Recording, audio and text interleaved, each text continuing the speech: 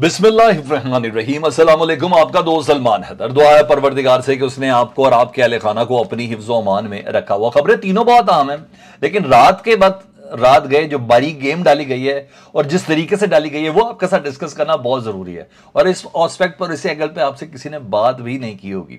ये हुआ क्या जी? रात को जो कार्रवाई डाली गई है, वज़ीर आज़म पाकिस्तान शहबाज शरीफ साहब ने ना अपोजिशन लीडर राजा रियाज को चुपके से अपने घर बुलाया लाहौर में। जी हाँ, कैंप ऑफिस कह लें आप, मॉडल टाउन वाला अपना जो जाती घर है जिसको उन्होंने कैंप ऑफिस भी डिक्लेयर किया हुआ, उनको बुलाया है लाहौर में। और लाहौर बुला के मॉडल टाउन में बुलाया। वैसे क्या कभी आपने सुना है कि नवाज कभी भी वजीर आजम के साथ अपोजिशन लीडर इस तरह उनके घर में शेर व शक्कर होकर बैठे हो? यार, एक डेकोरम होता है अपोजिशन लीडर का, एक रोब होता है, एक जरूरत होती है, इसीलिए उसको अपोजिशन लीडर कहते हैं ना। प्राइम मिनिस्टर के बाद उसका सबसे बड़ा ओहदा होता है। मगर डेफिनेटली जब दरबारी अपोजिशन लीडर हो तो फिर क्या ड्रोब, क्या डेकोरम, क्या हो जब और वो भी दरबारी जिसने ये कहा कि अगली बारी, मैं राजा रियाज की बात कर रहा हूं, मैंने टिकट भी नून लीग की टिकट के ऊपर इलेक्शन लड़ना है, तो फिर ये सारे डेकोरम डोकोरम रह जाते हैं ना। और राजा रियाज को बुलाया जी, मुशावरत की खाना पूरी थी वो कर ली। नए चेयरमैन नैब, जहां उनकी तैनाती के हवाले से दुनिया को बताना, हमने मुशावरत की नोटिफिकेशन भी जारी कर दिया जी। जनरल रिटायर नज़ीर अहमद भट्ट को चेयरमैन नैब 3 साल के लिए लगा दिया गया है काबीना सर्कुलेशन के तहत। आमतौर पर सदर से इसकी मंजूरी होती है, मुझे नहीं पता कि मंजूरी के लिए जाएगा या नहीं जाएगा, पहले 3 साल के लिए उनको लगा दिया गया है। चुप करके रात के अंधेरे में अपोजिशन लीडर को अपने घर बुलाया और ये सारे काम हुए। वजह भी बताता हूँ क्यों हुआ है रात के अंधेरे में, वजह भी बताता हूँ इसके पीछे सारी कार्रवाई क्या है, वजह भी बताता हूँ डर खौफ किस चीज़ का है, और इस बारी फौजी जर्नल ही क्यों है। हाँ, ये सारी चीज़ें भी मैंने आपको बताई। तो सबसे पहले मैं ज़रा जनरल साहब का थोड़ा सा तारुफ आपको बता दूँ। कोर कमांडर पेशावर रह चुके हैं नए हमारे चेयरमैन नैब नज़ीर अहमद भट्ट साहब। अच्छा जी, इतनी जल्दी मसरत पे नहीं बैठेंगे, अभी होगा काफ़ी काम। अच्छा, आईजी कम्युनिकेशन आईटी रह चुके हैं, कमांडेंट मिलिट्री एकेडमी काकूल रह चुके हैं, जनरल बाजवा साहब की टीम में भी रहे हुए हैं, यूसुफ रजा गिलानी के भी एटीसी रहे हुए हैं, शौकत अजीज़ के भी मिलिट्री सेक्रेटरी रहे हुए हैं, डिफेंस अताशी भी अमेरिका के अंदर रहे हुए हैं। तो यहाँ ये तो सब है। अब क्या मामला है? सबसे पहले तरह इनकी तैनाती पे सबसे ज्यादा तनकीद जो है ना पीटीआई ने तो करनी है, नून लीग के अंदर ही तनकीद हो रही है। मियां शहबाज शरीफ साहब को जिस तरह आड़े हाथों लिया जा रहा है ना, और शुक्र है जुबान थोड़ी डिसेंट इस्तेमाल की जा रही है, मगर सख्ती से इख्तलाफ किया जा रहा है। और उन्होंने कहा कि ये नून लीग के नज़रिए ना बड़ी शर्मिंदगी का बायस है कि जो उन्होंने इस किस्म की तैनाती की है जी। और नून लीग के अंदर ये सारी क्रिटिसिज्म हो रहा है शहबाज शरीफ साहब के ऊपर। वो कह रहे हैं ना, मरियम नवाज का सिविल सुपरमेसी का नारा किधर गया, उनका वो बयानिया किधर गया? जब आप एक पोस्ट के ऊपर हाजिर सर्विस जनरल ले आए और इख्तलाफ है जी, अंदर ही इख्तलाफ हुआ, और वजह यह है कि क्यों जनरल को लगाया एक अहम ओहदे पर। वो ये भी कह रहे हैं जो 2 दिन पहले जो मुलाकात हुई है, तो क्या उसी के अंदर तो ये फैसला नहीं हुआ था? या उससे 2 दिन पहले जो मुलाकातें की, क्या उसके अंदर तो ये फैसला नहीं हो गया था? ये विद इन नून लीग की गुफ्तगू की बात कर रहा हूं मैं आपसे, अभी पीटीआई की बात नहीं कर रहा हूं। अच्छा, जर्नैल को क्यों सिविल पोस्ट इतनी बड़ी दी गई है? क्या ये कौन सी चीज है जिसके ऊपर करने की कोशिश की जा रही है? और उजलत में ये फैसला क्यों किया गया, ये मैं आपको पहले बता दूं। अब आपको विद इन नून लीग इख्तलाफ बताया, पीटीआई का बाद में देता हूं, लेकिन उजलत में ये फैसला क्यों किया वो सुन लें जी। इन्हें डर है कि जी लाहौर हाईकोर्ट में एक दरख्वास्त दी है पाकिस्तान तहरीक इंसाफ ने ना, कहीं उधर से वो दरख्वास्त है अभी प्रोसेस में, कहीं उधर से किसी किस्म का कोई फैसला ना आ जाए। और अपोजिशन ने ऑलरेडी दी भी है कि अपोजिशन ने कहा है जी चेयरमैन नैब की जो मंजूरी है ना वो उनकी मुशावरत के बगैर हो नहीं सकती, यानी पाकिस्तान तहरीक इंसाफ ये तैनाती रोकी जाए, इस किस्म की दरख्वास्त दी हुई है लाहौर हाईकोर्ट के अंदर। और उस दरख्वास्त की 6 मार्च को बाकायदा तौर पर लाहौर हाईकोर्ट ने जवाब भी तलब किया हुआ है। उन्होंने कहा इससे पहले तो प्रोसेस, इस दरख्वास्त का प्रोसेस आगे बढ़े, कोई जवाब आए, हम तैनाती कर दें। इसलिए उजरत के रात के अंधेरे में अपोजिशन लीडर को लाहौर में अपने घर के अंदर बुला के ये तमाम बातें और ये तमाम फैसले और ये मुशावरत, सो कॉल्ड मुशावरत सारी की सारी की गई है। स्पीकर को ऑलरेडी खत लिख चुके जी, ऑलरेडी खत लिख चुके पाकिस्तान तहरीक इंसाफ कि हमारा जो कैंडिडेट है अपोजिशन लीडर का वो है शाह महमूद कुरैशी। और सदर को अलहदा खत लिखा कि आपके पास इस तरह का नोटिफिकेशन आए चेयरमैन नैब के वाले से तो आपने नोटिफिकेशन पर साइन नहीं करना। स्पीकर को बोला है कि जी हमारा है और हमारी अक्सरियत है according to Lahore High Court order, according to election commission के डी नोटिफाई के जो नोटिफिकेशन को जो उन्होंने ख़त्म किया उसके तहत हमारा है तो हमारा बनता है। ठीक है जी, इसलिए अपोजिशन लीडर था। तो यहां से सदर को भी खत हुआ हुआ है, स्पीकर को भी खत हुआ हुआ है, लाहौर हाईकोर्ट के अंदर भी दरखास्त हुई है। तो ये सब चीजें तो हुई है। अब सुने जी, पीटीआई का रद्द अमल।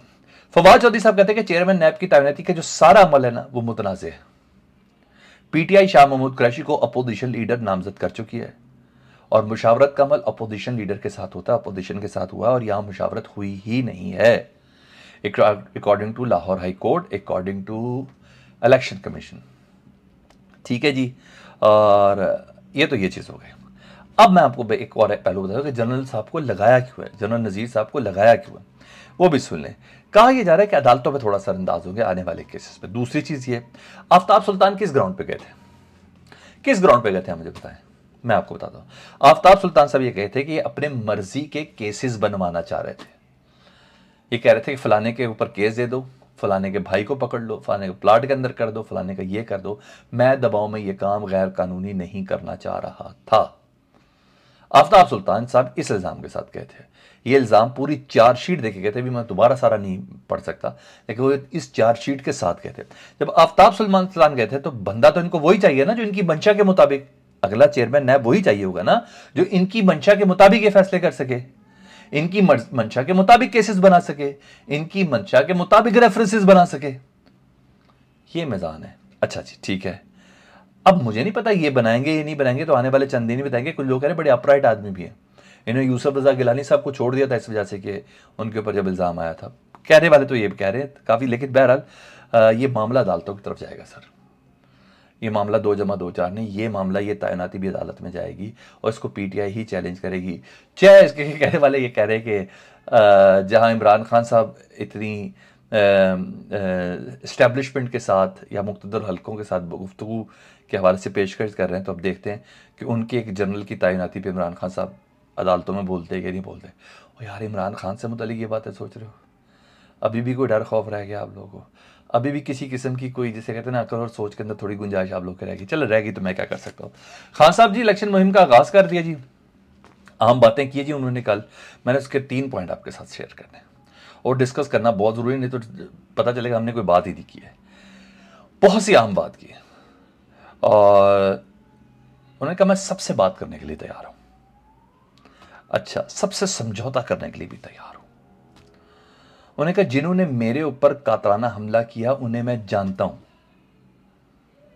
और उन्हें भी माफ करने के लिए तैयार हूं। तैयार हूं मैं इस मुल्क के लिए, क्योंकि वो कह रहे हैं कि आइंदा वक्त ऐसा आ रहा है कि हम सबको मिलकर चलना होगा। ये इमरान खान कह रहे हैं। लेकिन हां, चोरी का मामला नहीं, ये मेरे हाथ में है ही नहीं। चोरी का मामला अवाम के हाथ में है। मुल्क चोरों के साथ किसी किस्म का कोई समझौता नहीं होगा। उन्होंने कहा मैं सबसे बात कर सकता हूं, मुल्क चोरों के ऊपर एनआरओ नहीं दे सकता मैं। आज भी खान अपनी उसी प्रिंसिपल स्टांस के ऊपर खड़ा है। उन्होंने कहा एनआरओ पे मैं किसी, कहते जनरल बाजवा साहब ने मुझे भी कहा था कि इनको एनआरओ दे दें। मैंने उन्हें भी कहा था कि मैं कौन होता हूं अवाम का पैसा लूटने वालों को माफ़ करने वाला। यानी खान साहब ने लाइन ड्रॉ कर दी है कि मैं हर एक से बात कर सकता हूँ, समझौता कर सकता हूँ, लेकिन मैंने ये चोरी का पैसा जो है ना लूटने वालों पे, मैंने इनसे किसी किस्म का कोई कॉम्प्रोमाइज़ नहीं करना। बात हो जाएगी, मुल्क को आगे चलाने के लिए सब कुछ होगा, लेकिन हाँ एहतसाब अपना पूरा होगा। ये खान साहब ने कह दिया। हाँ नून लीग कह रही है कि इमरान खान घबरा गए और बड़ी कॉम्प्रोमाइज़ तकरीर लगी जैसे वो है। अरे भाई मैं पहले भी आपको कह चुका हूँ कि इमरान खान शोहरत और मकबूलियत की उस बुलंदी के ऊपर है कि अगले ताकतवर लोगों ने ये डिसाइड नहीं करना कि इमरान खान ने आना है या नहीं आना। उन्होंने ये डिसाइड करना है कि वो ये सोच रहे हैं, ताकतवर हल्के इस्टेब्लिशमेंट की बात कर रहा हूं, वो ये सोच रहे हैं कि हमने खान के साथ आखिर चलना कैसे। अब क्यों ये नहीं सोचा जा रहा कि वो आएगा कि नहीं आएगा, उनको पता उसने आना है, लेकिन ये अवाम की ताकत से कि वो ये सोच रहे हैं कि अब इसके साथ चलना कैसे, इमरान खान के साथ कैसे चलना। और यही वजह है कि बड़े राइट टाइम पे इमरान खान साहब ने डेफिनेटली इस्टेब्लिशमेंट के साथ चलने की बात की है, हर एक साथ चलने के लिए तैयार। तो खान साहब ने कहा है कि मैं बात करने के लिए तैयार हूँ। अच्छा अब ये वाली बात कि खान साहब बात करना चाह रहे हैं, समझौता करना चाह रहे हैं, क्या चीज़ है। खान साहब इतनी ताकत, आप अवाम की इतनी आप सपोर्ट देख लें, उसके बाद ना खान साहब ना झुकाना नहीं चाह रहे। खान साहब झुकाना नहीं चाह रहे। अपनी तमाम शोहरत को जानते हैं, अपनी तमाम चीज़ों से वो वाकिफ़ हैं। इसके बावजूद जिस तरह साहिब इक़्तिदार आता है ना जब असम्बली के फोरम पे, तो कहता है कि हम आपके साथ, अपोजिशन को कहता है हम आपके साथ मिल के चलेंगे। खान साहब ने उस तमाम शोहरत और मकबूलियत को सामने रखते हैं के बावजूद जो बनता है, अच्छा ये मुल्क का तकाजा भी है ना, मैं तो उसको बहुत पॉजिटिव जैसे समझता हूँ, मेरे लिए तो बहुत ही मुस्बत जैसे रही है। उन्हें हाथ आगे बढ़ाया, शायद दूसरा फ्री किस इंतजार में है, सर्टन डेकोरम भी तो है ना, उस तरफ भी तो देखे ना, शायद दूसरा फ्री किस इंतजार में हो कि हाथ बढ़ा दिया जाए। खान साहब ने हाथ बढ़ा दिया। अब मेरे लिए तो बहुत अच्छा है, मुझे तो बहुत अच्छा जैसा लगा। खान साहब को क्या फौज से सपोर्ट चाहिए? सपोर्ट तो उनको आवाम की काफ़ी है। फौज से यही सपोर्ट चाहिए ना, सर आप अपना काम करते रहे, अपनी आइनी हदूद के अंदर है, मुझे अपना काम करने दें, ख़त्म हो गई बात। आइनी हदों का ख्याल रखें। हाँ, दूसरी चीज़ ये, खान साहब ने कहा जिसको टिकट नहीं मिली ना, अगर वो इलेक्शन में खड़ा हो गया ना तो वो पार्टी से निकाल दिया जाएगा। इन्होंने पार्टी के कानून एंड रूल्स और रेगुलेशन को जिसने फॉलो नहीं किया वो पार्टी से फारिग है। खान साहब ने इस बार ये लाइन भी ड्रा कर दी। पहले वो जो आज़ाद उम्मीदवार ख़रीदने वाली बात होती है ना, जहांगीर तरीन का जहाज़ वाला, अब वो सीन नहीं है। जो टिकट होल्डर है वही वोट का हकदार होगा। ठीक है जी, ये भी है। धोखे खा लिया ना जितने पिछले टेन्योर में खा रहे थे, वो तमाम हो चुके हैं।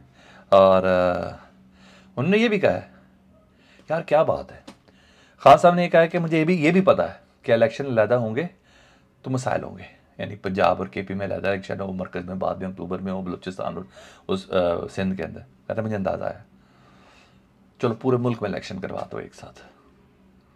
यानी अगर नून लीग की भी मुश्किल आसान की है, मुझे तो ऐसा लगा खान साहब ने कि अगर आप किसी अड़ पे और ज़िद पे फंस गए ना तो मैं आपकी मुश्किल भी आसान करता हूँ। बात कर ले, 2-4 दिन आगे पीछे करके ना पूरे मुल्क में एक साथ कर दे। मुझे अंदाज़ा है मुल्क में मुश्किल होगी, पैसा ज़्यादा लग जाएगा, ये हो जाएगा, वो हो जाएगा। मुझे तो वैसे लगा। रही बात प्लान की, तो शेख रशीद साहब ने कल प्लान बता दिया ना। उन्होंने कहा इलेक्शन से भागे तो खान पहिया जाम की कॉल देगा। शेख रशीद साहब ने यह भी बोल दिया। तो प्लान पे प्लान तैयार है। खान साहब का ये 2 स्टेप पीछे आना, थोड़ा आजी में झुक जाना, ये अच्छा जैसे है। आपको क्या लगता है? मुझे फीडबैक में बताएं। अल्लाहुम्मा सल्ली अला मुहम्मद व आले मुहम्मद।